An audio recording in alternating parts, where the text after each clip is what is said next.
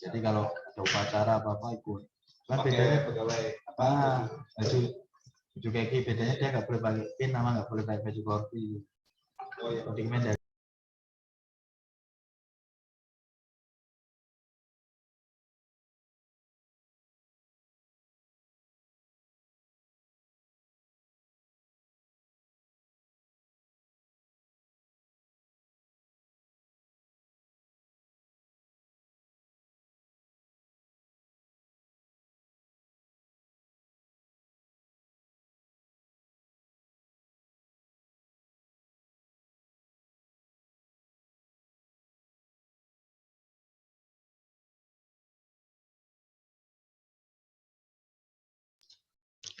Selamat pagi Bapak Ibu.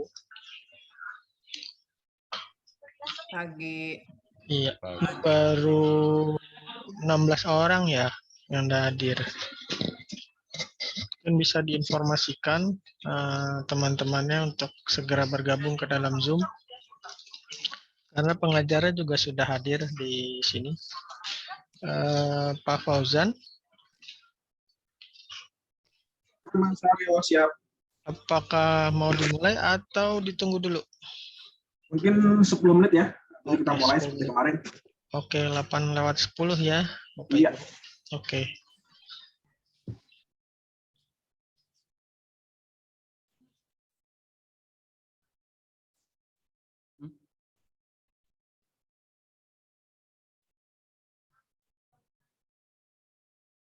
Absen dulu.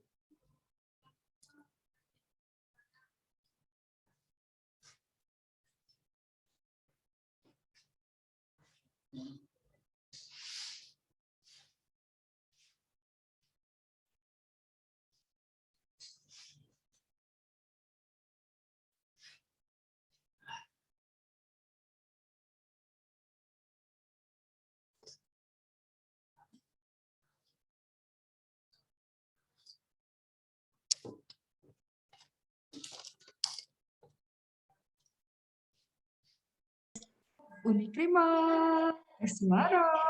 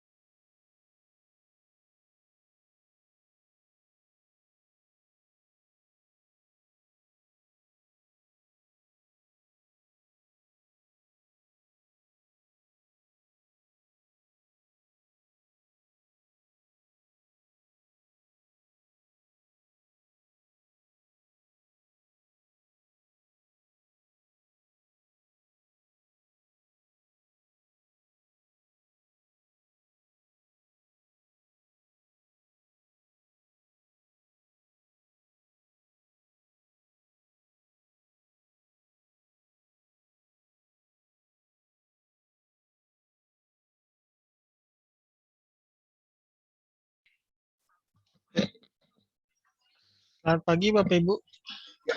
Ya, Pak. ya eh, diinformasikan kembali jangan lupa untuk mengisi daftar hadir dan juga mengisi evaluasi pengajar. Sebelum kita mulai pembelajaran hari ini, mari kita sama-sama berdoa. Berdoa menurut kepercayaan dan kepercayaan masing-masing dimulai.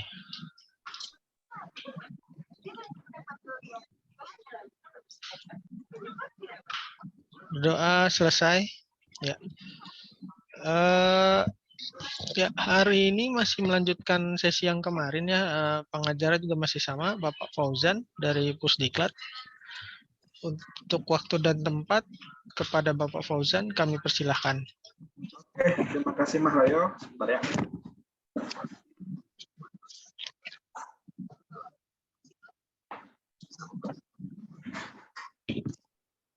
Oke, Bapak Ibu melanjutkan sesi kemarin ya.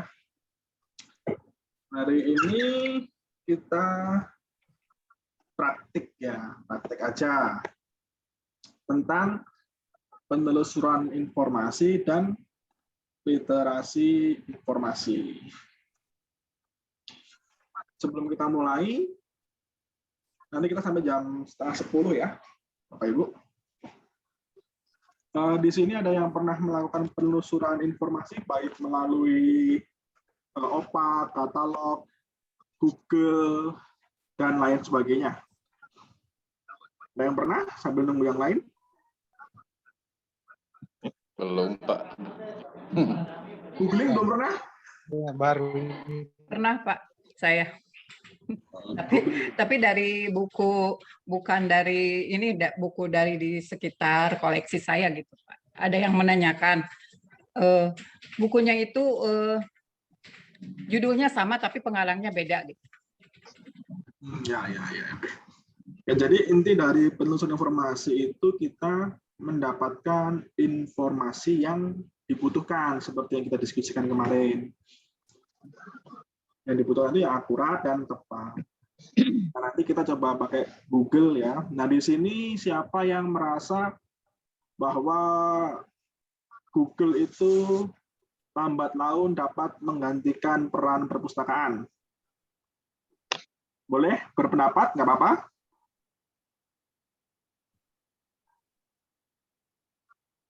Ada yang berpendapat? Apakah Google lambat laun akan menggantikan fungsi perpustakaan? Ya, betul, Pak. Menurut pendapat saya, Pak. Kenapa, Pak? Karena dengan adanya Google, segala informasi yang kita butuhkan bisa dicari di situ, Pak. Semua informasi ya. Ada yang lain mau menambahkan? Ya Pak, saya menambahkan kalau menurut saya Google tidak bisa Di tempatku tuh masih sejuk, jadi aku masuk sini ya, kan sampai sini. menggantikan yang lainnya Pak. Aku tidak cantum dalam Google. Oh ya. Ada yang bilang bisa, yang tidak bisa. Nggak apa-apa Bapak Ibu ya, perbedaan pendapat itu hal yang biasa. Ada yang menambahkan lagi? Ya Pak, Ya, silakan Pak Jeffrey.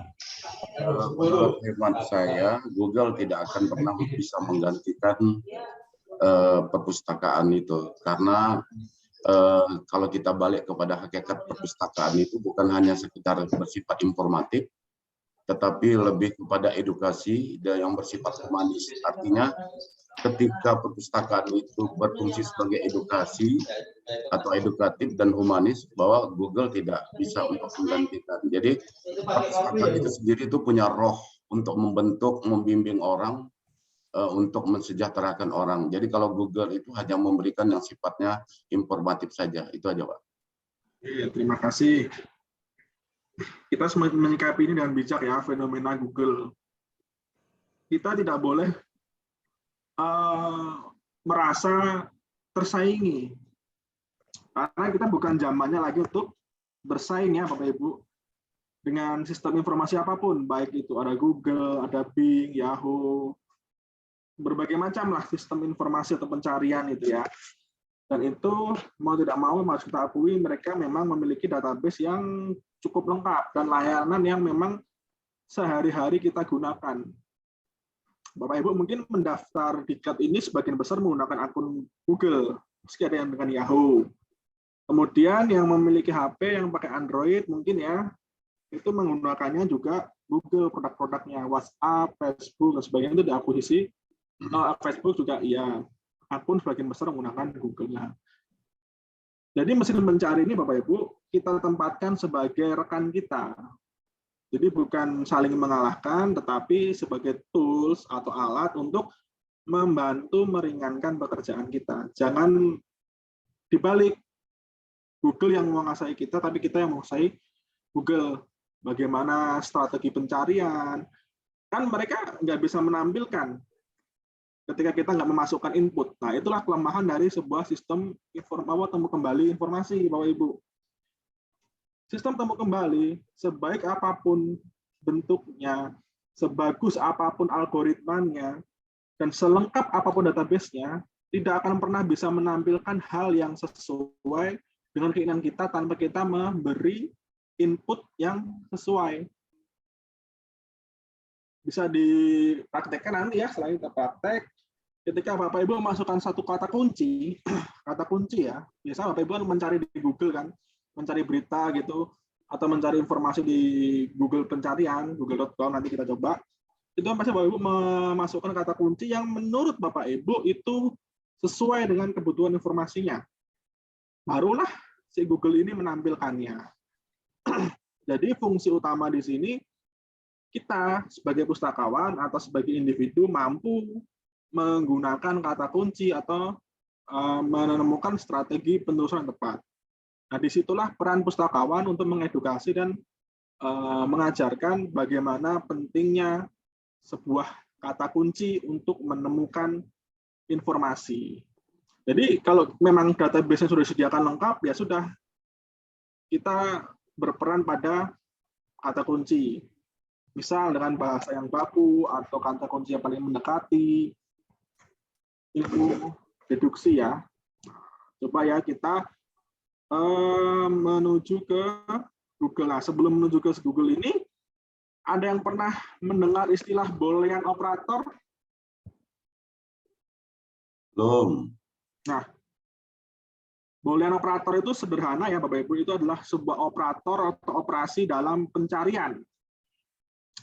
Menggunakan 3 kata, and, or, dan not. And itu untuk mencari frasa tertentu. Kalau or untuk mencari semua frasa, dan not untuk mencari salah satu frasa. Kita praktekkan ya, nanti coba, nanti Bapak Ibu disiapkan frasa atau kata yang ingin dicari. Apa bebas. Saya mencoba di sini dengan yang kemarin cukup ini ya, cacar monyet coba ya. Nah, ketika kita hanya mencari cacar monyet gitu kan, misal kita virus cacar monyet, maka yang akan muncul semuanya kata yang mengandung cacar, monyet, virus, dan tidak beraturan. Semua hasil pencarian yang mengandung kata cacar monyet, kata virus, kata cacar, dan kata monyet saja itu akan muncul. Ini namanya fungsi OR. Jadi semua kata yang kita masukkan akan muncul tidak teratur. Ada yang virus, kemudian di sela sebuah kata lain, baru cacar monyet. Ada yang hanya cacar monyet saja, gitu kan Bapak Ibu ya. Ada yang memang langsung satu frasa atau satu dalam satu kalimat, virus cacar monyet. Ada yang cacar monyet saja tanpa ada kata virusnya. Nah, seperti itu Bapak Ibu ya. Ini namanya fungsi OR. Ini kalau paling umum ya, kita menggunakan kata browsing. Tapi kita ingin mencari virus cacar monyet, namun dalam satu frasa gitu. Nah, Bapak Ibu kalau ingin mencari informasi, kita sudah tahu persis frasanya atau katanya yang ingin kita cari, kita bisa gunakan tanda petik. Kalau tanda petik ini namanya fungsi N. Jadi, hanya frasa yang kita cari dalam satu frasa yang akan muncul. virus cacar monyet. Dilihat ya sini Bapak Ibu ya. Di sini virus cacar monyet dalam satu rangkaian kata. Dia tidak terpisah-pisah seperti yang tadi. Coba kita bandingkan ya kanan kiri. Ini kalau kita menggunakan operator N. Ini operator OR. Kita pisahkan dulu, kita coba. Nah, terlihat perbedaannya Bapak Ibu ya. Di sini dia cacar monyet dan kata virusnya itu tidak dalam satu frasa kalau menggunakan kata OR. Nah, menggunakan operator N kalau di Google sekarang bisa pakai tanda petik. Jadi kata yang ingin dicari atau kalimat yang ingin dicari persis itu diberi tanda petik. Maka yang akan muncul itu adalah satu rangkaian kata itu dalam satu buah kalimat. Jadi tidak terpisah-pisah seperti yang di bawah ini, virus cacar monyet. Ini juga sama Bapak Ibu ya. Virus cacar monyet. Nah, sedangkan di sini ada cacar monyet saja tanpa virusnya. Itu perbedaan hasil pencariannya. Lebih spesifik yang mana Bapak Ibu? Yang kedua. Yang kedua, oke. Nah, sekarang coba dari OR dan N ini saya dibantu untuk mencari kata kunci yang lain. Yang misal cukup panjang, lebih dari 4 kata misal. Ada yang mau membantu saya mengusulkan keyword atau kata kuncinya? Nanti kita bandingkan lagi sebelah kanan dan sebelah kirinya. Apa enaknya nih?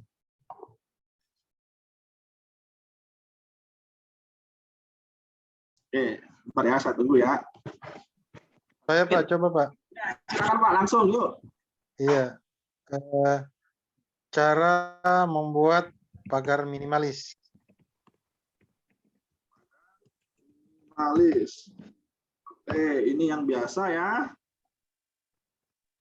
Cara membuat pagar minimalis dari baca ringan. Cara membuat pagar rumah, dia muncul juga pagar besi. Tips pagar rumah minimalis. Coba kita gunakan ini yang sama, tapi kita tambahkan tanda petik.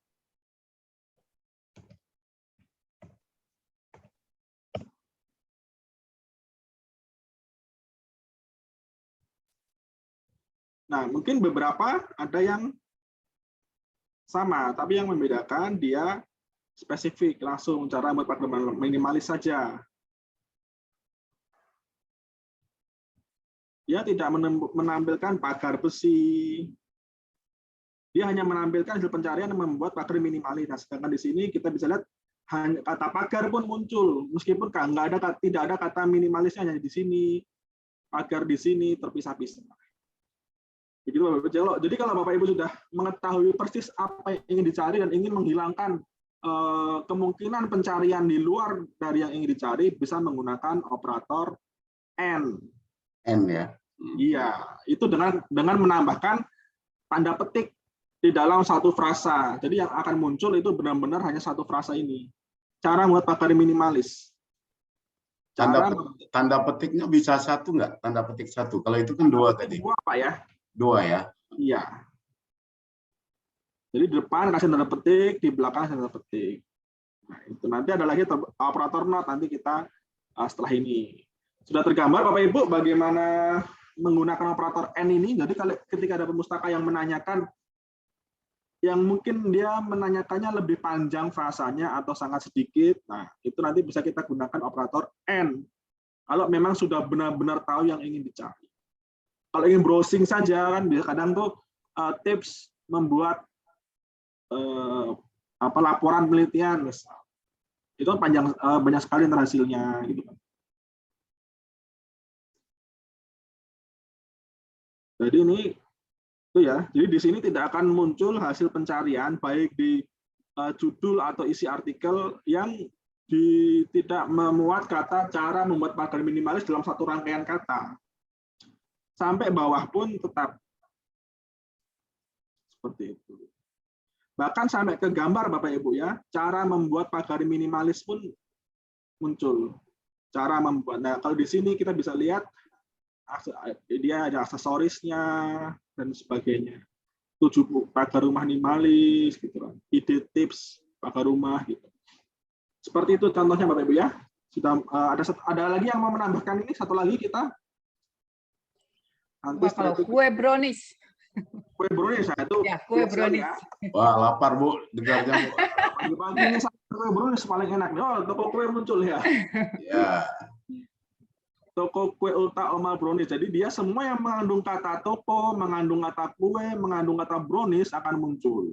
Meskipun di sini tidak ada kata kue, nggak ada kata nggak ada kata kue, hanya ada kata brownies, tetap dia muncul.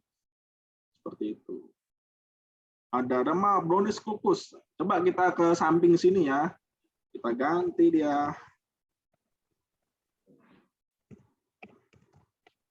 Bolu kukus Amanda, Pak. Iya. Nah, ini sama toko kue Ulta Omar Brownies, JM Brownies. Nah, dia mana bawah? Nah ini kue brownies. Nah, dia pertama kali hasil pencariannya itu resep. Di sini langsung ada nih kue brownies, kue brownies, kue brownies, kue brownies. Hasilnya beda ya Bapak Ibu ya. Jadi dia spesifik kepada kata yang dalam satu frase. Ini berfungsi sekali ketika kita membutuhkan pencarian yang kata yang cukup panjang, terdiri dari 3 atau 4 kata atau sebuah kalimat. Seperti itu. Ada yang tahu judul sebuah buku atau sebuah artikel ilmiah? Buku aja, Pak. Ya, apa coba bukunya, Pak? Manusia Militan. Manusia Militan. Militan. Book by Saleh ya ini ya. Sedangkan ini coba kita kurung lagi.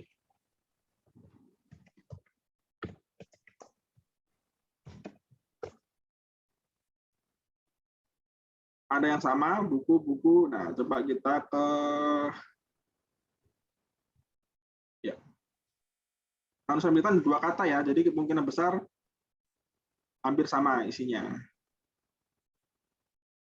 Nah, udah beda di view all-nya. Lebih jauh lagi dia akan semakin beda. Atau yang lebih panjang judulnya, kalau yang sedikit ini biasanya kita mencari dengan sederhana, nggak usah pakai tanda petik, biasanya bisa kalau dia umum. Tapi kalau udah cukup panjang, seperti tadi ada 4 kata, 5 kata, atau lebih dari 3 kata, kita bisa menggunakan operator yang untuk lebih spesifik. Apa? Ada artikel ilmiah apa yang pernah Bapak Ibu ini ingat? Yang panjang ya, Pak? Ya, yang cukup panjang apa? Oke, coba kita cari buku Pengaruh Gaya Kepemimpinan. Pimpinan. Koma pelatihan dan motivasi.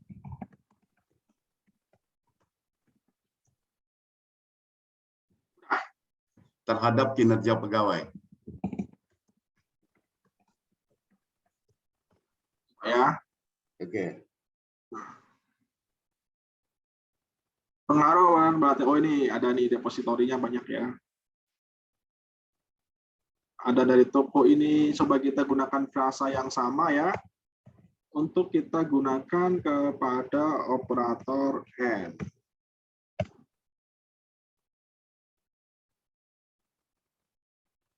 Nah, bisa melihat perbedaannya Bapak Ibu? Oh iya, langsung ya.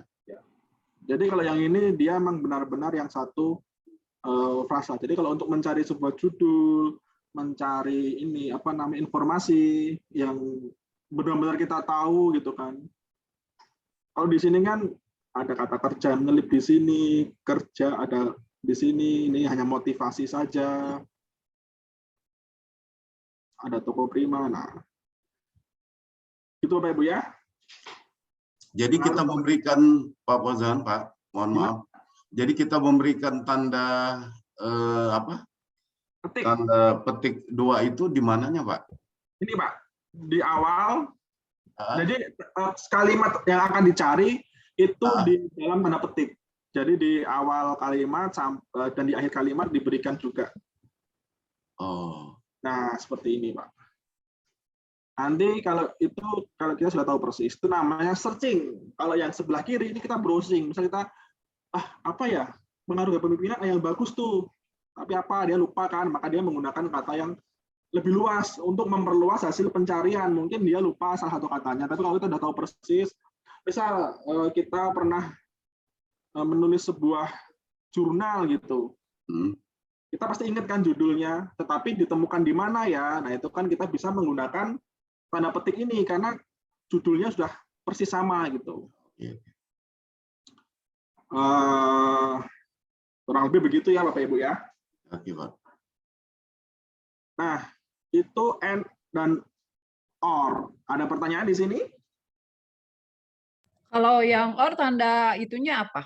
Kalau yang or tidak pakai Bapak Ibu ya. Tidak pakai ya? Tidak pakai. Jadi or itu seluruh kata itu akan muncul dalam pencarian. Jadi dia meluas hasil pencarian, maka dinamakan browsing. Karena sebuah pencarian yang belum terstruktur itu bisa dilakukan ketika memang Bapak Ibu memiliki keraguan terhadap sebuah frasa atau sebuah kata yang ingin dicari. Benar tidak ya gitu. Jangan salah ucap, salah ketik, kurang kata. Mungkin seperti ini ya. Mungkin kita yang ingin cari itu adalah pengaruh kepemimpinan, pelatihan dan motivasi kerja terhadap kinerja. Nah, tetapi kita nulisnya ini kan nggak muncul karena beda di kata ini Bapak Ibu. Di sini muncul kata motivasi kerja. Nah, sedang yang kita cari itu tidak menggunakan motivasi kerja. Tentu berbeda, yang nulisnya berbeda, ini Febrianto, yang ini Fikri. Dia di PT Baba Raffi, dia di Dinas Pendidikan Kabupaten Bintan. Jadi ketika kita sudah tahu persis, biasanya ini berguna untuk mencari pencarian artikel ilmiah. Oh, sudah tahu persis di mana ketemunya. Oh, di situ. Begitu Bapak Ibu ya untuk pencarian lanjutnya. And or not. Nah, nanti terakhir kita not ya. Yang ini or, ini and. Coba, ada lagi pertanyaannya? Misalnya pencarian, tapi ternyata tidak muncul, gimana itu? Bisa dicontohkan Bapak Ibu? Ya, misalnya kata apa ya? Pernah saya cari tapi lupa lagi. Tapi munculnya itu bukan pada tujuan saya gitu. Memang itu belum pada strategi penelusuran. Jadi kata kunci nanti Bapak Ibu kalau misal kata kunci tersebut tidak muncul sama sekali, bisa merujuk yang dengan namanya thesaurus. Pernah dengar istilah thesaurus? Iya. Nah, atau similar atau padanan kata. Jadi kita mencari ini sinonimnya apa ya kata ini ya, atau yang lebih umum apa. Bisa juga translate atau dalam bahasa Inggris kata ini apa. Nah, itu bisa kita gunakan. Jadi kita merujuk kepada thesaurus, similaritas dan hierarki pengertian sebuah kata. Misal ada kata agung, itu bisa sama dengan besar, bisa menggunakan kata big, gitu kan. Raya juga bisa ke similarnya gitu. Jadi kalau misal kata agung nggak keluar nih, agung kok keluarnya nama orang nih, Agung Hercules, Agung segala macam gitu kan. Iskandar Agung gitu kan, Iskandar yang besar atau tuan besar gitu kan. Ya itu bergantung kepada thesaurus. Jadi kalau memang kita tidak sama sekali tidak menemukan yang kita cari, kita bisa gunakan thesaurus Bapak Ibu. Thesaurus dan tajuk subjek kalau itu berupa ilmiah. Seperti itu. Pak, boleh tanya Pak?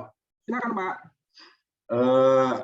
Ini contoh lagi Pak. Misalnya saya udah tahu udah kata yang ini yang ingin saya cari gitu. Jadi saya ingin menggunakan operator not. Judulnya karakteristik generasi milenial. Nah, bagaimana caranya? Tapi menggunakan operator not langsung gitu Pak. Karakteristik generasi. Kita belum kenal Bapak Ibu ya. N atau or? Ini pakai not Bapak Ibu? Pakai not, ingin pakai not. Ya, kalau not itu untuk menghilangkan salah satu frasa.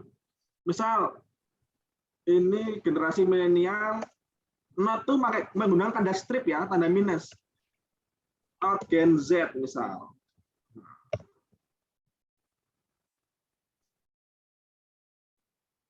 Sebentar, hasil. Nah, pakai koma. Sebentar, di kita koma, gen Z, coba muncul nggak? Ini Scholar ya. Ini tidak masuk dalam hasil pencarian. Hasilnya di sini. Karakter generasi milenial. Karakteristik generasi milenial. Ya. Jadi dia akan keluar, tapi tidak mengandung kata Gen Z. Oke, mungkin ini kurang ini ya, kurang spesifik. Untuk lebih mudahnya, untuk kita coba masuk ke operator not ya. Ya. Kata yang sama tadi, virus cacar monyet. Kalau ini seperti ini, kita mencari virus cacar, tapi bukan yang monyet. Jadi cacar monyet nggak mau gitu kan. Virus cacar bukan monyet. Nah, di sini dia tidak akan memunculkan virus yang mengandung kata monyet, cacar air, cacar yang lain gitu. Penyakit cacar air, jadi tidak menggunakan, nggak ada kata monyet sama sekali. Nah, sedangkan di sini karena kita memasukkan kata monyet dalam pencarian, dia akan muncul cacar monyet gitu. Nah, sedangkan di sini kita mengeluarkan kata monyet, sehingga pencariannya ini biasanya kalau sedang ya, atau kita hanya ingin mencari virus saja, tidak menggunakan kata cacar, bisa juga. Nah, tidak ada sama sekali kata cacar dan kata monyet yang muncul. Jadi virus bukan cacar, bukan monyet. Seperti itu. Ini operator not ya Bapak Ibu. Jadi kita menghilangkan hasil pencarian salah satu kata. Misal tadi kita menemukan virus corona. Coba ya, saya juga belum pernah ini, biar lebih seru ya. Corona.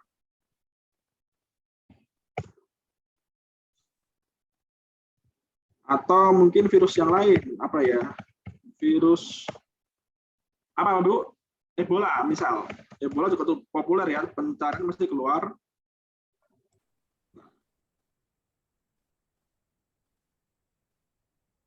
Ebola, tapi kita ingin mencari virus yang bukan Ebola gitu. Virus not Ebola. Nah, dia pasti keluar virus ini. Atau virus corona dan Ebola. Bentar, corona, Ebola. Nah, kita ingin mencari informasi apakah virus corona itu ada kesamaan dengan Ebola yang juga menjadi endemi di Afrika. Nah, di sini kita melihat jawabannya kok banyak sekali ada virus membandingkan dan sebagainya. Nah, kita hanya ingin mencari virus corona saja, virus corona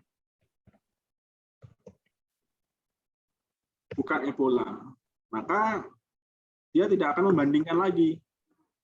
Seperti itu Bapak Ibu ya.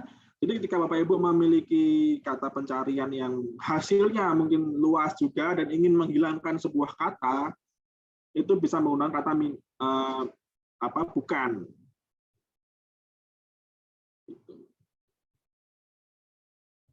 Apakah bisa digabung seluruh frasa pencarian ini? Itu bisa Bapak Ibu. Misal kita mencari tadi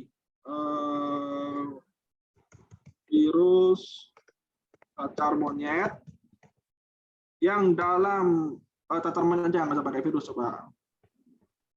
Virus cacar monyet gitu kan. Virus cacar monyet yang tidak, ini kan virus cacar monyet kan sekarang terkait dengan corona. Yang bukan virus corona dan virus Ebola. Nah, jadi di sini tidak mengaitkan itu dengan corona. Tapi kata COVID masih muncul. Oke, kita keluarkan lagi. COVID-19. Nah, COVID saja masih ada, bisa kita keluarkan lagi misal. Ini kan terlalu luas biasanya ya. Kalau penyakit baru bisa seperti ini.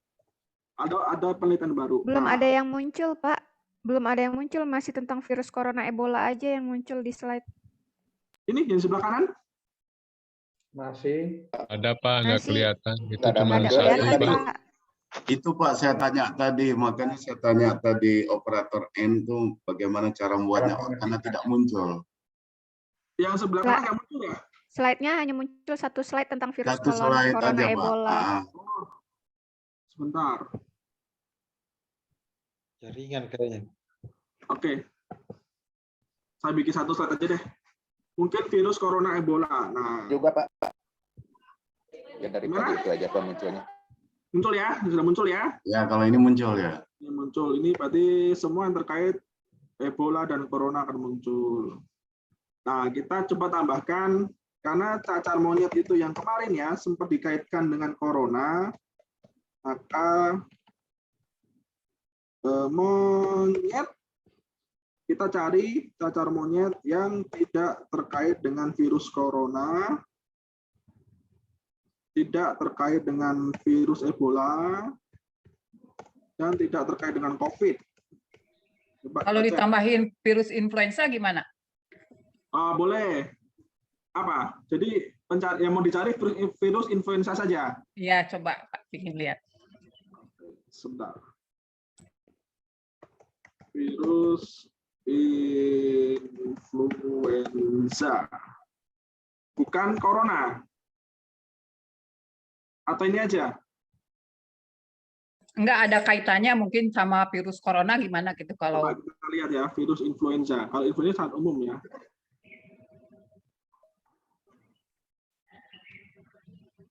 Dia luas di sini.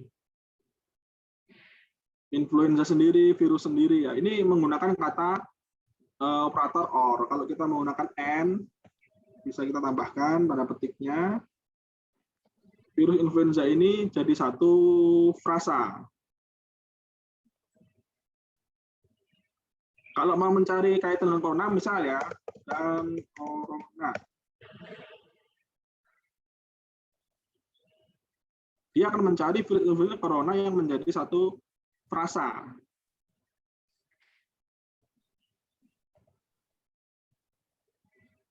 Itu, Bapak Ibu ya. Kita coba nyari kalimat yang ini ya, cacar monyet. Monyet apakah terkait dengan di sini ada penemuan dengan coronanya? Nah, kita gunakan operator not cacar yang bukan monyet, maka akan beda sekali keluarnya. Seperti itu. Ya, cacar tanpa monyet gitu.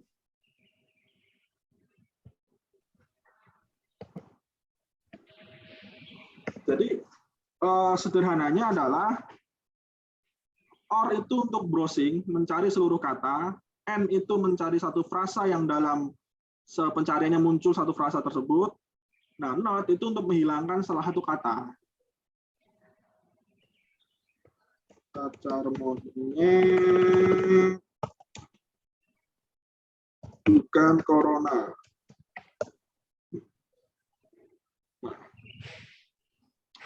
Dia tidak akan menyimpulkan corona. Nggak ada kaitan dengan corona di sini. Kalau ingin mencari cacar monyet saja. Tapi kalau kita mengatakan corona, apakah hasil pencariannya? Nah, virus corona vs cacar monyet. Cacar monyet hoax virus bocor dari laboratorium penyakit, nah, COVID. Nah, dia akan mengaitkan. Ini kalau menggunakan kata OR. Misalnya, Pak, cacar monyet corona itu apa gitu kan? Kita menemukan ini, kita tadi kan. Oke, berarti saya ingin tahu dulu apa itu cacar monyet. Berarti kita minkan coronanya, maka hanya akan muncul penjelasan tentang cacar monyet itu sendiri yang berdiri sendiri di luar corona. Jadi nggak ada virus coronanya. Nah, ini kan lebih apa ya? Mengerucutkan kita kepada satu buah kesimpulan. Yang awalnya ada orang menanyakan, Pak, cacar monyet dan corona itu ada hubungannya enggak? Gitu kan. Cacar monyet corona kita cari dulu kata kuncinya ini. Banyak sekali nih yang menghubung-hubungkan ya. Tapi apakah benar demikian? Oke, saya ingin melihat dulu nih. Saya menghilangkan kata coronanya. Maka akan muncullah cacar monyet merupakan satu penyakit atau di sini. Cacar monyet atau penyakit zoonosis virus langka terutama begitu. Begitu Bapak Ibu ya. Kalau lebih panjang bisa, misal kita menggunakan kaitan monyet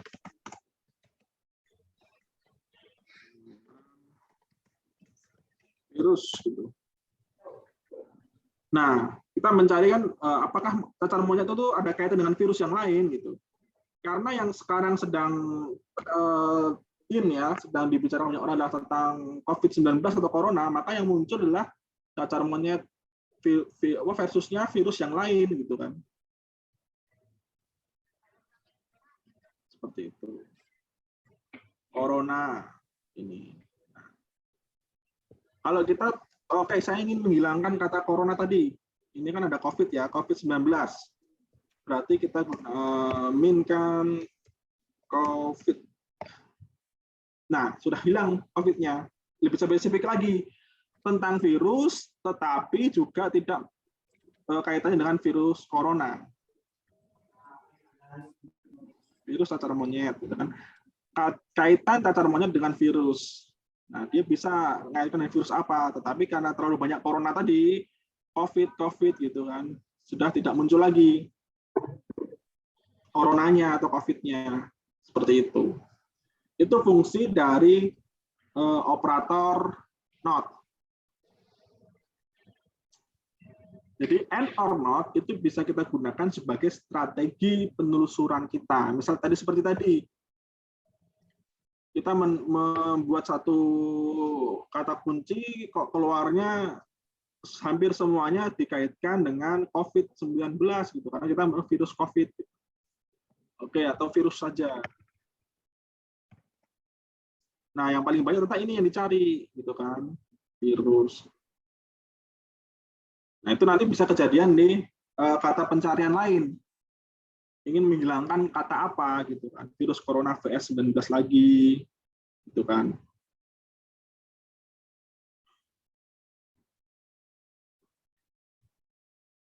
Sampai di sini ada pertanyaan?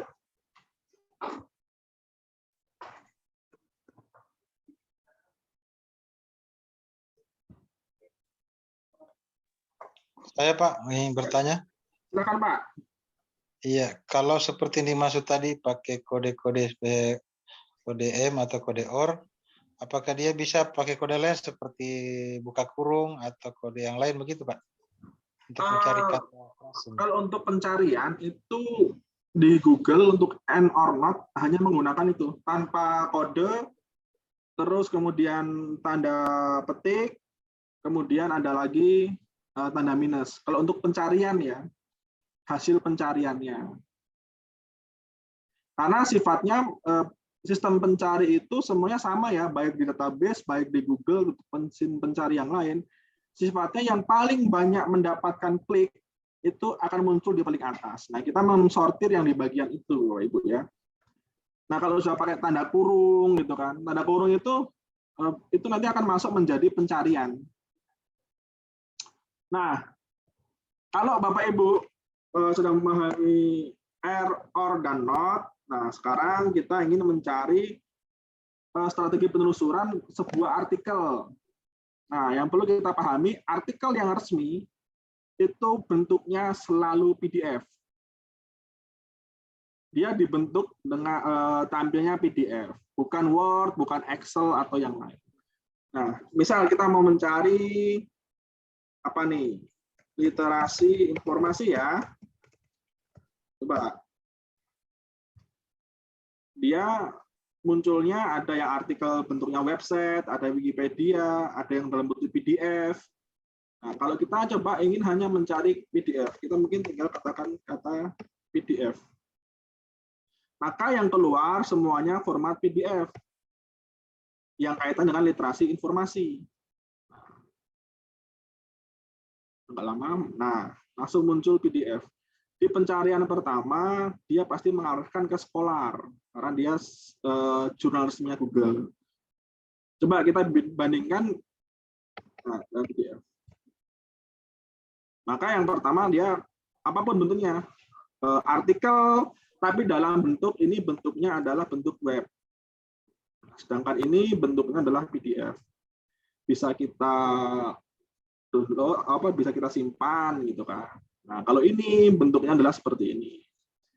Bentuknya bond digital, lihat tidak bisa disimpan sebagai PDF. Kalau ini bisa kita simpan. Biasanya artikel kalau bentuk PDF itu lebih bisa disimpan. Seperti itu. Kalau kita mencari bentuk sesuatu, tinggal kita masukkan aja. Coba kalau kita bentuk doc ya, Bapak Ibu ya. Dia juga akan muncul. Tetapi biasanya tidak sebanyak kalau bentuknya PDF. Nah, dia akan tetap memunculkan opsi PDF. Karena bentuk resmi dari dokumen digital itu adalah PDF, Bapak Ibu. Kalau ada yang mengupload doc itu memiliki kemungkinan edit yang tinggi. Coba kita buka doc ini seperti apa bentuknya. Biasanya kalau doc itu tidak mau terbuka langsung.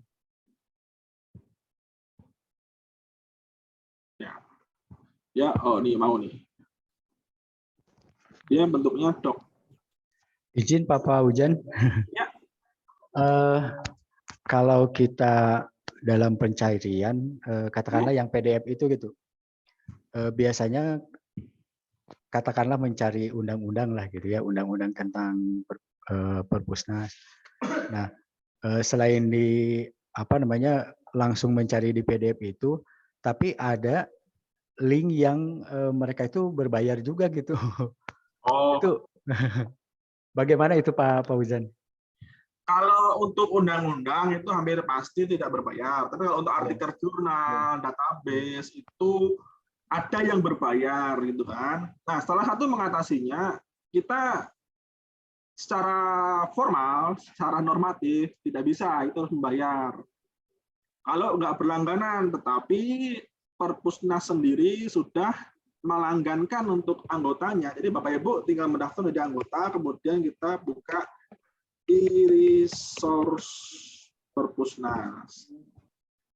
Nanti Bapak Ibu bisa login di sini. Saya lupa loginnya apa ya. Oke, kita login. Nah, di sini ada daftar jurnal yang bisa kita manfaatkan yang sudah dilanggankan secara gratis. Iya. Oh, ini gratis ya Pak Fauzan Ya, yang lewat RSS? Ini bebas akses untuk kita. Bukan berarti ini gratis, ini berbayar, tapi sudah dibayarkan oleh negara ya. Perpusnas melalui APBN. Ya. Biasanya kita kalau tapi syaratnya harus jadi anggota dulu ya. Iya, anggotanya nggak berbayar juga. Ya. Seperti itu. Sebentar saya ambil tes dulu.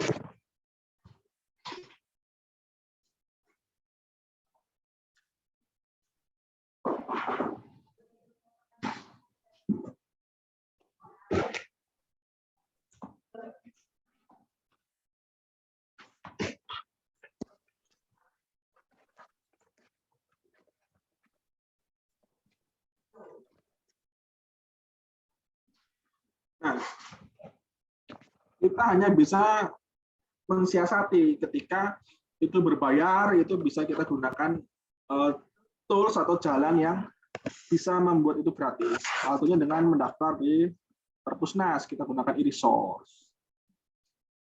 Seperti itu. Kalau sudah, kita ganti permainannya ya. Ganti permainan. Oke.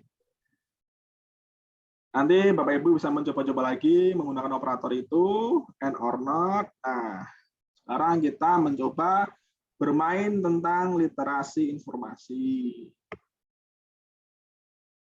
Literasi. Muncul Bapak Ibu, dapat terlihat? Terlihat Pak. Ya, ada. Ada Pak. Oke. Siapkan handphonenya atau browsernya. Oke, kita langsung praktek. Nah, saya minta tolong Bapak Ibu, tadi kan udah tahu strategi penelusuran dan sebagainya ya. Saya minta tolong untuk dicarikan, kemarin sudah kita jelaskan tentang memvalidasi sebuah informasi, salah satunya dengan membandingkan informasi yang lain, mendapatkan sumber yang cukup akurat, misal dia dari portal berita-berita yang cukup besar, yang kredibel, ada jurnal yang oke gitu kan. Nah, di sini ada kurang lebih 5. Nanti bisa disampaikan di kolom chat ya. Nanti bisa di kolom chat.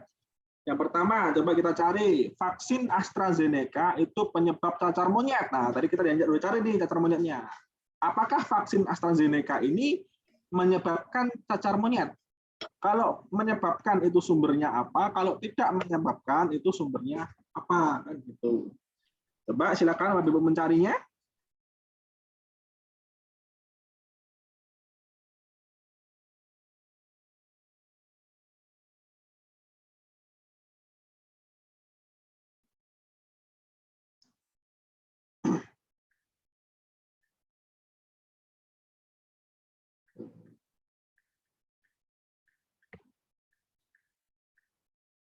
Ada yang sudah menemukan jawabannya?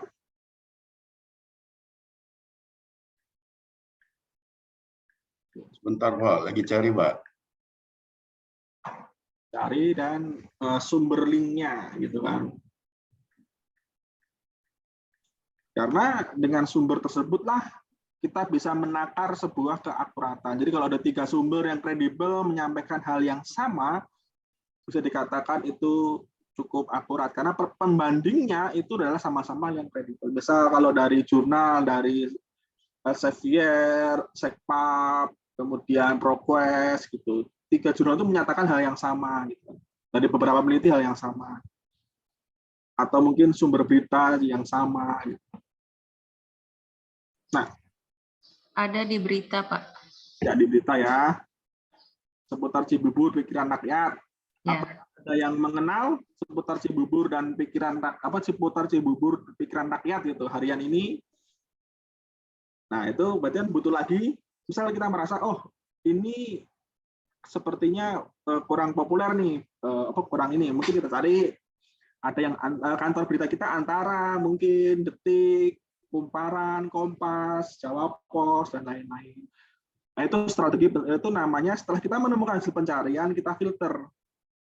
Hasil pencarian mana yang membuat itu menjadi valid. Gitu.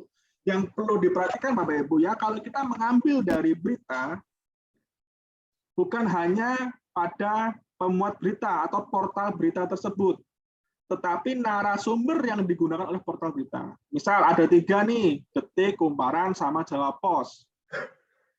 Menanyakan kepada saya tentang literasi informasi. Saya jawablah literasi informasi ada bla bla bla bla. Nah, mereka bertiga ini memuat. Bapak dan Ibu, untuk memastikan bahwa literasi informasi menurut saya itu benar atau tidak, Bapak dan Ibu nggak bisa menggunakan ketiga ini, karena ketiga ini mengambil dari sumber yang sama. Meskipun berbeda media, tapi narasumbernya sama. Mungkin yang satu saya, ntar yang lain ternyata teman saya, kemarin mungkin Mas Haryo. Kemudian yang satu ngambil dari Bapak Muslim gitu. Nah, itu mungkin bisa dijadikan perbandingan. Apakah pemaknaan literasi informasi dari ketiga narasumber ini yang disampaikan oleh ketiga berita ini, apakah itu benar atau valid? Gitu. Itu Bapak Ibu ya.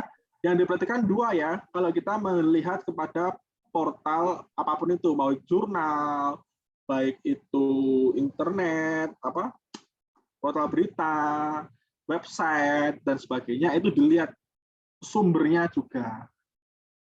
Jadi tidak hanya hasil beritanya, tetapi sumber dari hal tersebut. Kayak vaksin AstraZeneca sudah, semua sudah mencari, nanti kalau belum bisa dicari setelah ini.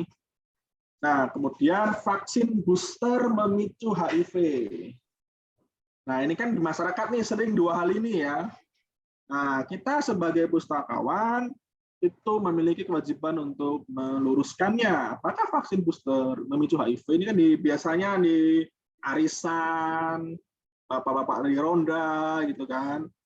Isu-isu ini muncul, isu-isu yang berkaitan dengan masyarakat luas. Gitu. Nah, sebuah profesi itu bisa memiliki tanda kutip ya, harga di masyarakat ketika mereka berperan luas kepada masyarakat. Nah, peran luas kita adalah di bidang informasi. Kenapa Pak Dokter itu lebih dikenal gitu kan? Ya karena mereka sakit ya taunya ke situ. Gitu kan. Nah, sama, kalau kita sebagai pustakawan, kita harus membangun citra bahwa ada permasalahan informasi datangnya ke kita sebagai pustakawan. Itu Bapak Ibu. Jadi kita di masyarakat lebih dikenal. Nah, inilah contoh-contoh yang dua teratas ini adalah yang biasa muncul di tengah masyarakat ketika ada gejolak. Nah, saya ambil yang paling dekat, gejolak dengan COVID-19 yang beritanya sangat banyak, setiap hari ada update berita, update penelitian, dan sebagainya. Hoax-nya juga semakin banyak pasti. Maka itu fungsi kita. Nah, dua ini sudah terjawab. Nah, ini nih biasanya nih, cepat kalau kita duduk makanan ya biasanya. Ini tuh seperti guyonan saja. Tetapi apakah betul seperti itu? Cepat, belum 5 menit. Itu apakah valid?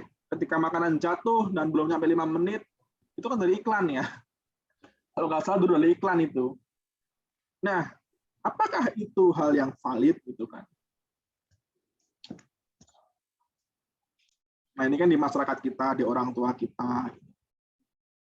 Ini yang saya katakan kemarin adalah pengetahuan umum. Ini memang kaitannya dengan kesehatan, tapi kesehatan secara umum, tidak perlu harus dokter yang menjelaskan. Dokter mungkin sudah memiliki tulisannya, sudah memiliki jurnalnya yang sudah dibagikan secara luas ke masyarakat. Nah, kita berarti menangkap informasi itu untuk kita olah menjadi sebuah informasi yang bermanfaat untuk masyarakat yang lebih luas lagi. Jadi tidak harus dokter nih yang mengatakan, tapi kita sebagai pustakawan bisa dengan catatan kita mengambil sumber yang kredibel. Misal cepat belum 5 menit kita ngambil dari wartawan, nggak cocok gitu kan. Tapi dari dokter. Nah, kan ada sekarang ada banyak tuh, ada Hello Sehat, ada Halo Dok, ada Halo Dokter dan sebagainya. Seperti itu.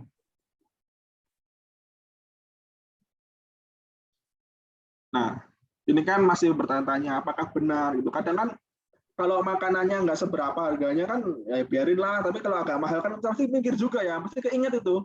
Karena itu dari kecil, dari kita usia muda itu udah tertancap bahwa belum 5 menit itu udah dari dulu, sehingga itu berpengaruh. Meskipun secara hati kecil kita setelah kita melakukan itu paling sekarang 2 jam 3 jam baru berpikir jangan-jangan tadi nggak sehat ya kan gitu. Nah, itu yang juga saya sebut kemarin kita diskusikan adalah manusia merespon sebuah peristiwa itu pertama dengan emosionalnya dahulu, karena saya merasa udah beli makanan mahal kok jatuh, ya sayang duitnya gitu kan, saya ambil lagi, bisa dibersihkan atau apa kan gitu. Belum 5 menit nih, belum lama. Logika kita berpikir kalau ada kuman dia belum naik ke atas kumannya kan gitu, baru di bawah-bawah aja, jadi yang bawah nggak apa-apa gitu. Apakah itu betul? Nah, ini bisa kita cari sumbernya karena respon secara emosional itu yang paling ditunggu. Oke, dari Hello Sehat sudah. Oke. Sama nih yang bawah nih. Biasanya nih es terus gitu kan. Kalau ke anak-anak kita udah minum es terus gitu. Apakah itu betul gitu kan? Itu kan sehari-hari yang kita jalani ya.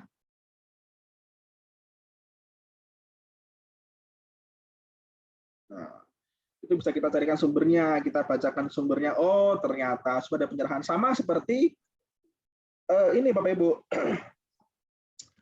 Micin mengkonsumsi MSG itu tidak baik untuk kesehatan otak, bisa membuat anak-anak bodoh gitu kan. Nah, itu jadi apakah benar gitu kan setelah kita cari gitu kan. Tapi kan faktanya ya bodoh itu ya karena nggak belajar kan gitu sebenarnya. Bahkan dalam sebentar dulu.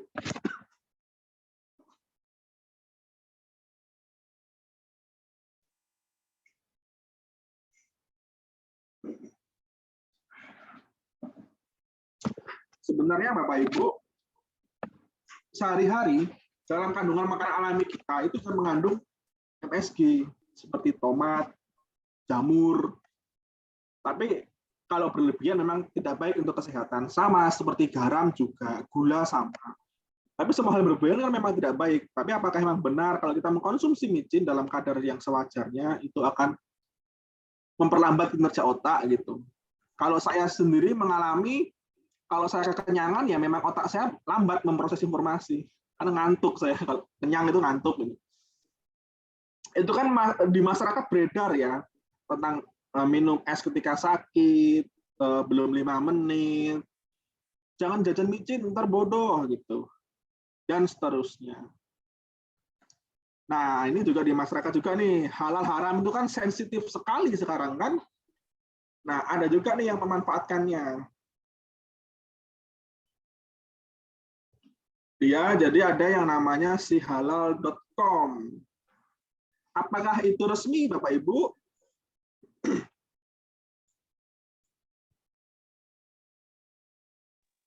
Izin Pak. Ya, silakan.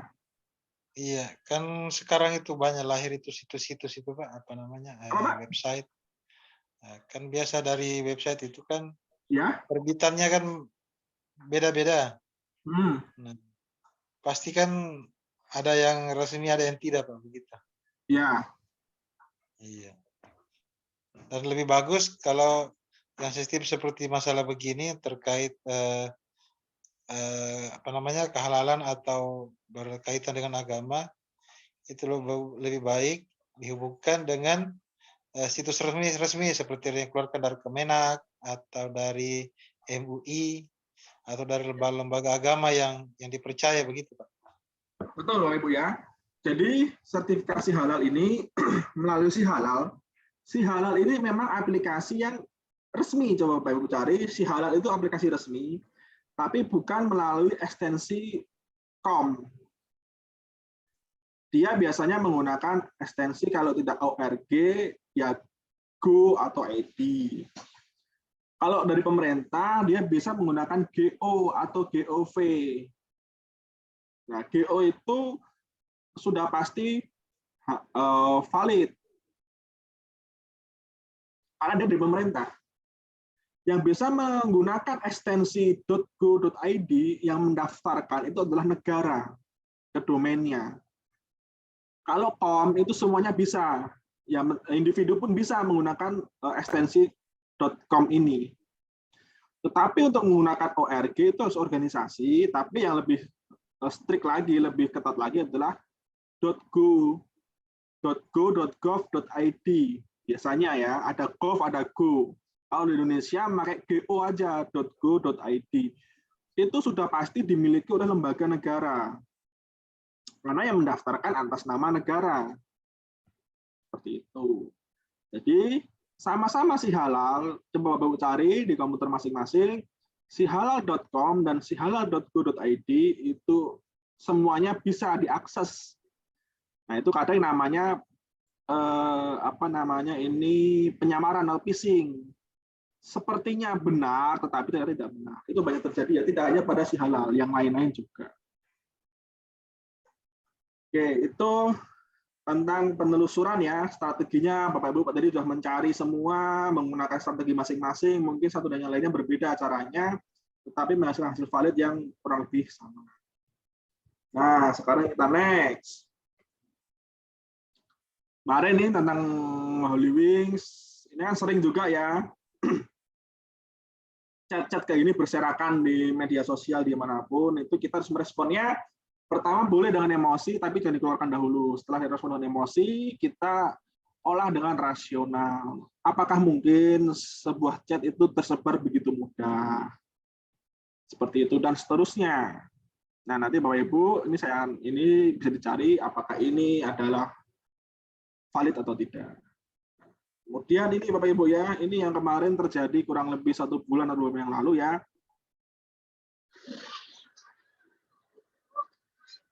Terlihat ya, ada kepanikan. Kalau mungkin ada yang dari Jawa Tengah, mungkin udah tahu berita ini ya. Ini, kalau ini yang tidak tahu, ini adalah video ketika ada isu informasi bahwa menaranya goyang, akan roboh. Begitu ya, jadi menara yang ini, Bapak Ibu, itu diisukan roboh. Karena goyang. Nah, yang pada lari-larian ini, karena informasi itu selalu direspon dengan emosional. Kita melihat dengan informasi, mau jatuh, emosi kita langsung mengatakan saya harus menyelamatkan diri. Apakah itu benar mau jatuh atau tidak itu nomor 2. Ya kalau jatuh saya selamat, kalau nggak jatuh ya syukurlah, kan gitu. Tetapi yang perlu diambil adalah sebuah informasi ketika tidak dapat dipertanggungjawabkan bisa berefek demikian sangat luas ya Bapak Ibu ya. Dari awalnya jalan tenang menjadi panik, lari-larian, bisa bertabrakan, bersinggungan, resiko kecopetan lebih tinggi, kehilangan barang, terpisah dengan keluarga dan seterusnya. Itu gambaran kalau kita memberikan informasi yang tidak akurat kepada masyarakat kita. Sekarang begitu keadaannya. Oleh sebab itu, itulah tugas pustakawan, tugas kita semua untuk menjadi agen informasi. Supaya informasi yang keluar itu bisa dipertanggungjawabkan. Ini kan kalau nggak salah masuk sampai ke ranah hukum ya, gitu Bapak Ibu. Ini hanya karena informasi saja. Informasi satu dikeluarkan satu orang, ini kan satu orang mengeluarkan, meroboh, yang lain teriak juga, karena dia emosi juga, dia panik, dia awas meroboh, padahal dia juga nggak tahu, yang ngomong mau roboh lagi, yang orang ketiga atau keempat juga nggak tahu persis apakah itu akan roboh atau tidak. Tetapi karena informasi ini merasanya harus cepat disebarkan, karena ini darurat, maka akan disebarkan semakin cepat lagi. Itu kecepatan informasi berbanding terbalik dengan keakuratan sebuah informasi. Ini kaitannya kalau terkait dengan keselamatan, apalagi dengan kehidupan sehari-hari pasti berkaitan. Seperti itu. Udah ya. Oke, next. Nah, ini Bapak Ibu yang sering ada penipuannya. Coba kita amati yang sebelah sini. Ada mau jawab apakah ini resmi? Ada logo Antamnya. Ini ada datang bermaterai Antam Persero. Tidak resmi, Pak. Tidak resmi. Kenapa, Pak? Kenapa bisa tidak resmi? Ada fotonya, kalau ada foto mencantumkan foto ya. Kalau yang saya tahu tuh yang namanya lembaga itu bukan milik seorang gitu, tapi milik lembaga itu sendiri gitu. Ya, itu mungkin Pak. Betul sekali. Tetapi apakah yang membuat ini itu tidak tahu bahwa hal seperti itu kelihatan sekali bohongnya? Mereka tahu bahwa, tetapi yang mereka cari adalah yang berpikiran bahwa ini resmi meskipun ada fotonya, gitu. Kenapa ya? Karena orang itu yang bisa masuk ke jebakannya. Kalau kita udah merasa yang bener nih itu ada foto di situ, nggak akan tanggepin, gitu kan? Nah itu ya, ini Pak,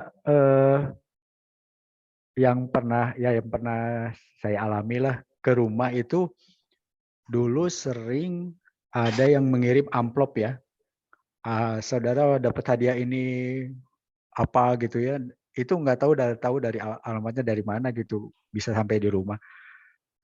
Itu resmi, kayak resmi aja gitu, persis gitu. Yang di sebelah kanan lah kayak di HMA Sapunda itu malah lebih bagus gitu. Nah ini ternyata pas dibaca, diteliti, kemudian dengan seksama oleh kita sekeluarga gitu, ternyata ini penipuan gitu. Begitu Pak ya. Jadi memang dulu itu mungkin 15-10 tahun yang lalu itu marak sekali ya, dibuat seresmi mungkin gitu, seolah-olah seresmi mungkin. Tapi karena semakin literasi semakin tinggi, yang ketipu semakin sedikit, dirubah caranya. Daripada saya menyebarkan banyak, saya mending menyebarkan sesuatu yang terlihat seolah resmi, tetapi kelihatan banget nggak resminya, karena yang tertipu dengan hal tersebut itu akan lebih mudah. Nah, yang sebelah kanan ini seperti resmi ya, Bapak Ibu ya. Apakah ini resmi atau tidak? Yang HM Sampurna ini dia nggak ada fotonya nih, ada tantangannya juga. Gitu.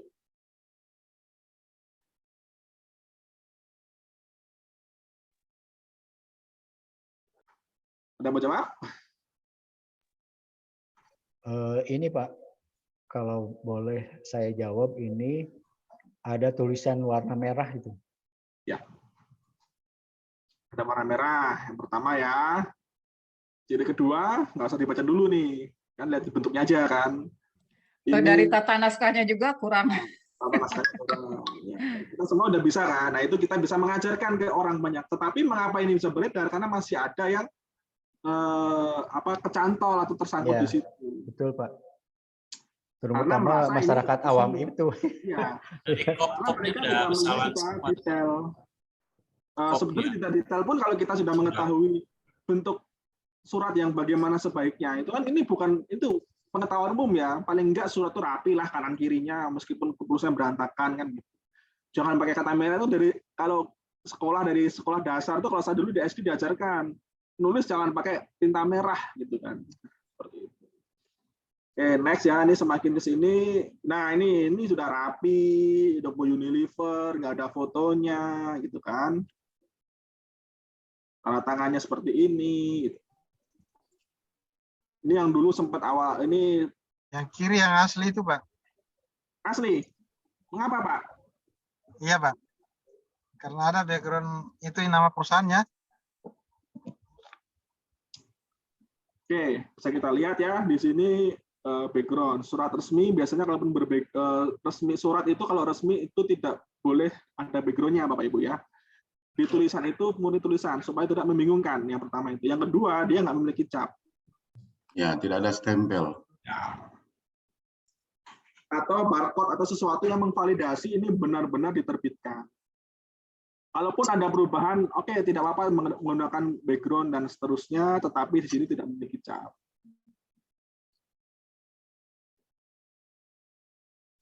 Gitu ya. Ini paling mirip memang, seperti sangat resmi. Begitu.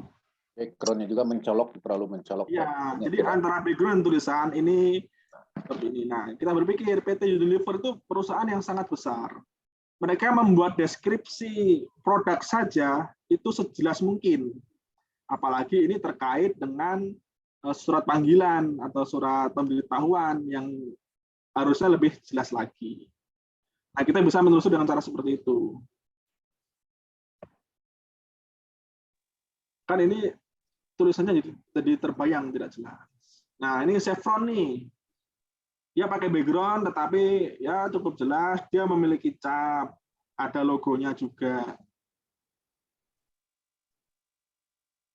Apakah ini resmi? Tidak. Tidak juga, Pak. Tidak, Pak. Ya. Mengapa? Format penulisan suratnya tidak memenuhi. Ya, itu salah satunya. Dia secara sekilas sudah bisa melihat ya, bagi yang sudah memiliki pengetahuan umum tentang persuratan. Nah, kalau yang sudah sudah tahu bahwa ini kok ada SKK Migas. SKK Migas kan milik negara, Chevron milik swasta. Apakah mungkin dua logo ini bisa bersatu dalam satu buah surat kan gitu.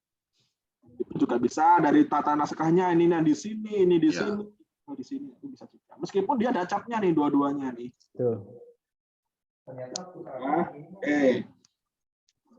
ini biasanya kalau yang sedang kepepet butuh kerjaan, butuh apa, itu lebih Betul, Pak. mudah tertipu. Itulah kita mengajarkan literasi informasi di situ. Bagaimana merespon informasi itu setelah dengan emosi, itu dengan rasional. Jadi setelah dari hati, masukkan ke pikiran. Jangan dari hati langsung ke mulut. Biasanya akan tertipu. Next ya. Nah, ini panggilan kerja nih, sering juga nih, WhatsApp seperti ini kan.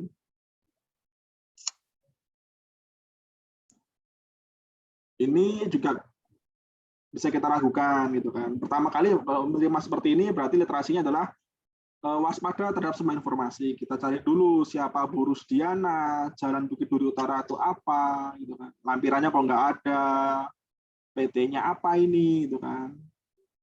Itu cuma ada jawab interview. Ya, persyaratannya harus dibawa, nggak ada. Ya, dan sebagainya. Tetapi Bapak Ujian sekarang juga ya di WhatsApp itu lagi booming mengatasnamakan yayasan yatim piatu. Itunya bukti-buktinya meyakinkan gitu. Tapi saya lihat dari itunya akun bisnis gitu. Ya, jadi kalau itu kan bisa kita lihat dari banyak ya. Pertama dari jenis akunnya, kedua dari yayasannya betul atau tidak gitu kan. Jadi banyak hal yang bisa kita gali. Kalau di sini kita kan di posisi tenang ya, sedang belajar, memang sedang mendiskusikan tentang literasi informasi dari kemarin, dapat seperti ini, kita setengah. Coba kalau di posisinya dibalik gitu. Mungkin anak kita ya, mungkin sini ada yang memiliki ya, usia sudah lulus kuliah, atau lulus SMA, atau lulus ini udah mau kerja, itu kan biasanya hal seperti ini kan kayak saya dulu mencari kerja itu menyebar lamaran kemana saja kan, sampai lupa tuh, saya tuh nyebar kemana kan gitu. Karena dapat ginian juga mikir kan, wah jangan-jangan yang ini ya, nah, tapi kan di sini nggak jelas. Nah ini nih, apakah betul ini?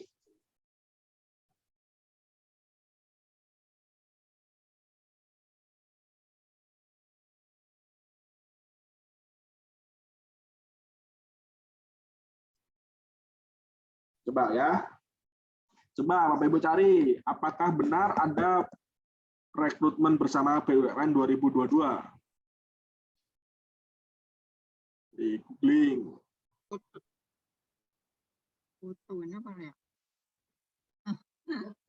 Kalau itu emang tahun ini ada rekrutmen dari BUMN besar-besar, tapi nggak tahu ini. Informasi besar kan. Nah, sekarang kita lihat daftar di. Nah, biasanya kalau yang informasi yang seperti ini itu biasanya yang disamarkan itu pada websitenya. Nah, tapi website ini benar kalau sudah. Nah, jadi yang perlu kita cek itu adalah websitenya apakah benar, FHCI apakah benar. Bisa kita cari ya, coba kita cari. Nah, saya stop dulu. FHCI BUMN di mana ya.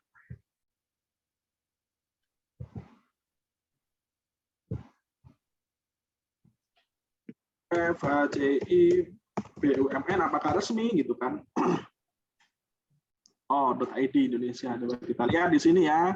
Oh, websitenya memang beneran ada.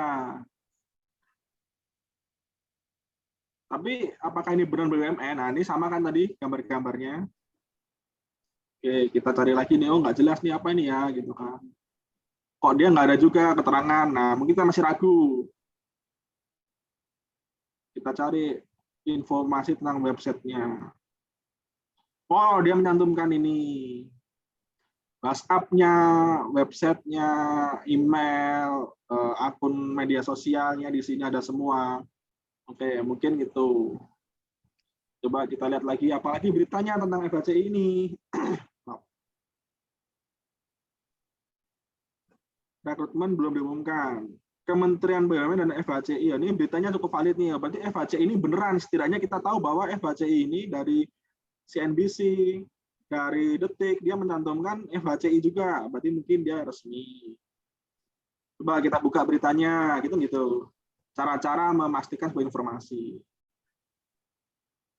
Kementerian FHCI, Ketua FHCI Alexandra Askandar, apakah ini benar gitu kan? Kita cari namanya.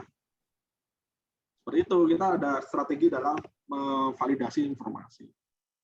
Ya, Instagramnya, dia memiliki Instagram. Bisnis profil Alexandra Askandar yang ditunjuk Erick Thohir jadi ini dari Tempo gitu kan. Wadud Mandiri terpilih jadi, berarti emang valid, kan bisa seperti itu. Oke.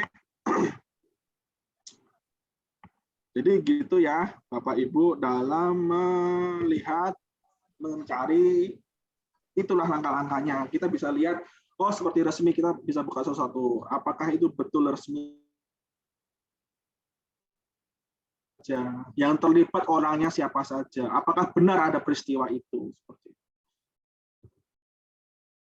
Dan kalau untuk mengetahui kalau link itu benar atau salah di mana ya? Link benar atau salah itu bisa kita identifikasi pertama dari nama linknya. Dia kalau udah memakai com, memakai ini, oke, kita perlu waspada. Selama dia bukan .go, itu kita perlu waspada. Termasuk ini. Link ini kita perlu waspadai juga. Maka dari itu kita cari. Apakah rekrutmen bersama ini ada? Kalau pun ini resmi, itu pasti ada beritanya.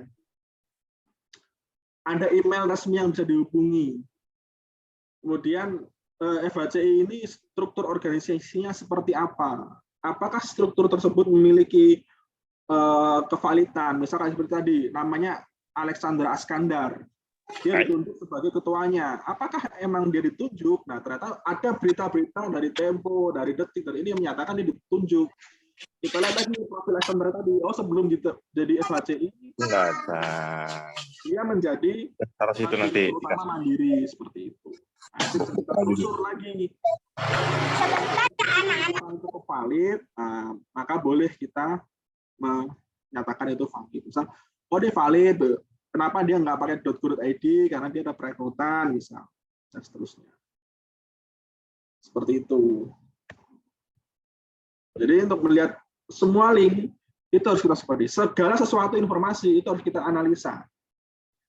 Seresmi apapun gitu, katakan dia mengatasnamakan kantor staf kepresidenan gitu, KSP, kantor staf presiden, tetap saja kita harus memvalidasi.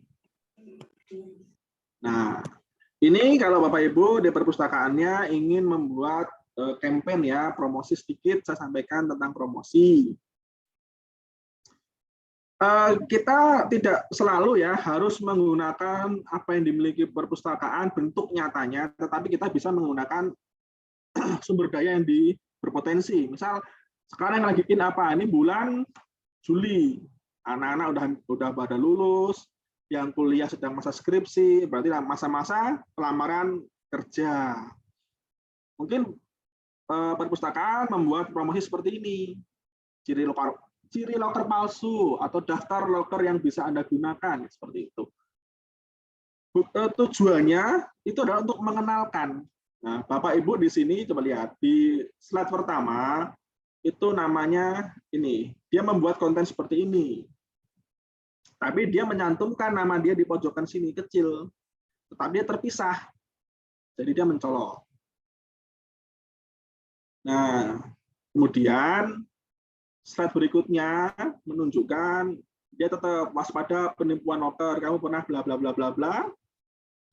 Ditambah lagi dari sekedar nama, sekarang udah nggak pakai nama, tapi ada media sosialnya, ada apa namanya di sini pekerjaannya, di sini ada instansinya. Nah, itu bisa kita terapkan, Bapak Ibu. Kita membuat informasi yang bermanfaat untuk masyarakat pada saat itu, pada saat informasi dibuat, nah kita selipkan entah di atas, di bawah, di pojok, itu identitas dari perpustakaan kita. Dia kan nggak langsung promosi tentang karirmu.id, tapi dia mengatakan bahwa ada jadi loker palsu, ini palsu, seperti itu. Contohnya nih, seperti ini nih. Dia masih menggunakan ini. Ini namanya terpaan. Kita jadi tahu Nanda Rizky ini. Dari awalnya kita tuh nggak pernah tertarik nih, siapa sih Nanda, nggak tahu. Tapi karena kita membuka kontennya, karena kaitannya saya lagi mencari pekerjaan, maka saya tahu, oh Nanda Rizky itu yang membuat ini. Oh ini akun media sosialnya, oh dia kerja di sini. Seperti itu sama, dia masih ada, di sini masih ada. Nah, seperti itu ya. Nah next, ini sebelum berakhir, bentar lagi selesai ya. Ini misal sedang mau ujian, perpustakaan memiliki program apa gitu kan. Ini kan dia nggak mempromosikan diri sendiri. Nah, nanti di sini mungkin bisa diselipkan tentang perpustakaan itu sendiri di daftar ini. Misal soft promotion, atau kita bikin memes lucu-lucuan, kelas 12 jadi rajin belajar karena mau ujian. Gitu. Hal-hal seperti ini itu adalah memancing orang untuk mencari informasi sendiri. Jadi dari pertama kita suapin, kita kasih tahu, ini contohnya seperti ini, yang palsu, hati-hatinya seperti ini, kemudian kita kasih seperti ini untuk mereka cari sendiri. Apakah ini benar? Jadi kita mendidik di sini fungsinya, Ibu ya. Mendidik seseorang untuk memiliki sense of information, literasi informasi yang bagus. Nah, itu sampai di sini ada pertanyaan?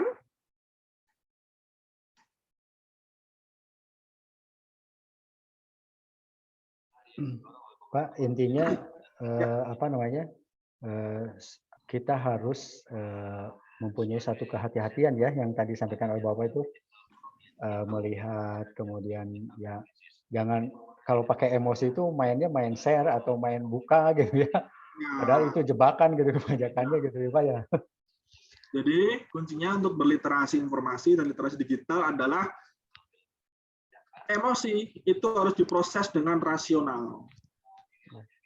Jadi setelah emosi kita ini oke, sabar dulu nih, jangan sampai sini, langsung keluar dulu, naik lagi lah ke ini dulu ke rasional kita, baru kita analisa, kita cari sumbernya gitu kan. Karena informasi sifatnya itu adalah senjata Bapak Ibu. Yang sekarang information is power. Siapa yang memiliki informasi, dia akan menguasai. Seperti itu. Kadang kita nggak menyadarinya. Gitu kan. Seperti kemarin, kalau yang memiliki anak usia sekolah ya, SD, SMP, SMA, apalagi, mungkin bulan Januari, bulan Desember tuh nggak terlalu peduli dengan PPDB gitu, cuman kepikiran sebentar. Tapi udah mendekati itu langsunglah semua orang mencari informasi tentang PPDB. Hoax-nya semakin banyak gitu. Itulah yang sering terjadi di masyarakat kita. Memang information is a power. Kita sebagai pustakawan, sebagai agen informasi perlu berperan ke masyarakat di bidang itu selain tugas utama kita sebagai pustakawan di kantor. Mungkin itu Bapak Ibu ya untuk hari ini, untuk sesi pagi ini. Terima kasih atas sharingnya, semoga bermanfaat dan tetap sehat untuk semuanya. Simpulannya adalah informasi adalah sebuah senjata. Mereka harus diolah, dianalisa secara benar supaya akurat. Lebih baik sedikit tidak cepat tapi akurat daripada kita mempercepat tapi mengurangi keakuratan. Itu sekian dari saya. Assalamualaikum warahmatullahi wabarakatuh. Waktu dan tempat saya kembalikan kepada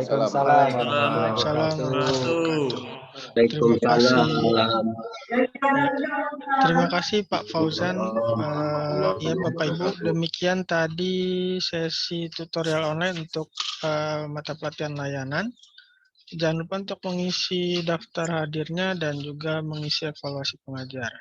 Kami cukupkan sekian sampai di sini. Assalamualaikum warahmatullahi wabarakatuh.